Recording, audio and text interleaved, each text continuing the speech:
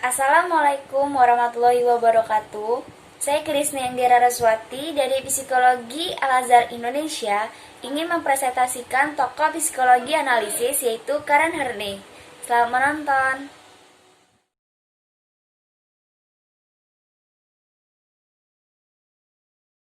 Karen Dennison lahir pada tanggal 16 September 1885 di tengah keluarga Colted dan Brand Welkes Dennison.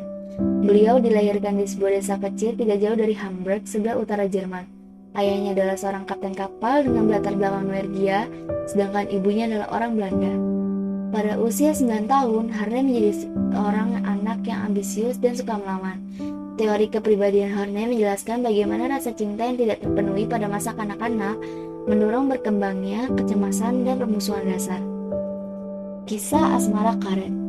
Pada 1909, di usia 24 tahun, Horney menikah dengan Oscar, seorang pengacara dari Berlin. 1 tahun kemudian, Karen melahirkan Brigitte, anak perempuan pertama dari 3 orang anak perempuannya. Lalu, pada tahun 1911, ibunya meninggal. Rangkaian peristiwa ini sangat berat dirasakan Karen. Inilah yang kemudian mengantarkannya menjadi seorang psikoanalisis. Teori Karen Horney. Psikoanalisis sosial. Sebelumnya, psikoanalisis adalah cabang ilmu yang dikembangkan oleh Sigmund Freud dan para pengikutnya sebagai studi fungsi dan perilaku psikologis manusia. Pakar psikoterapi lain seperti Monroe berpendapat teori dan konsep Horney berbeda secara radikal dengan pikiran Freud dan Freudian, sehingga sukar mencari kesejajaran antara keduanya. Namun, Horney sendiri menyatakan bahwa tidak ada hal penting yang dapat dikerjakan di ranah psikologi dan psikoterapi tanpa mengakui temuan fundamental dari Freud. Pada mulanya, Horney sendiri merupakan pengikut Freud yang kemudian terpengaruh oleh Carl Gustav dan Alfred Adler. Akhirnya, dia mengembangkan pendekatan kepribadian yang holistik. Manusia berada dalam satu totalitas pengalaman dan fungsinya, dan bagian-bagian kepribadian secara psikokimia, emosi, kognisi, sosial, kultural, spiritual hanya dapat dipelajari dalam hubungan satu dengan yang lain sebagai suatu kepribadian yang utuh. Semua proses event psikis bersifat ditentukan, atau semua terjadi karena alasan tertentu dan bukan terjadi secara random. Semua tingkah laku mungkin dapat ditentukan oleh motivasi tersadar.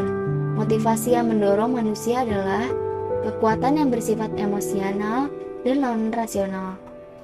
Di sisi lain, Horney menentang teori Freud dalam hal teori Freud terlalu mekanistik dan biologik sehingga tidak bisa menggambarkan keutuhan motivasi dan tingkah laku manusia.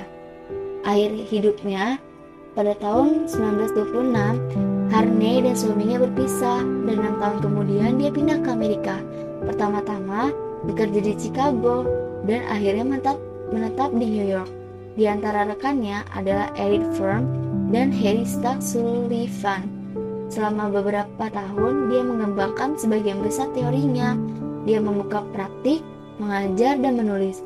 Pada akhir hayatnya, dia tertarik pada agama Buddha Zen.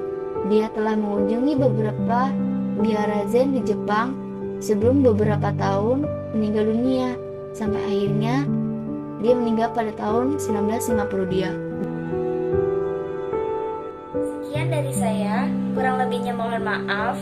Wassalamualaikum warahmatullahi wabarakatuh.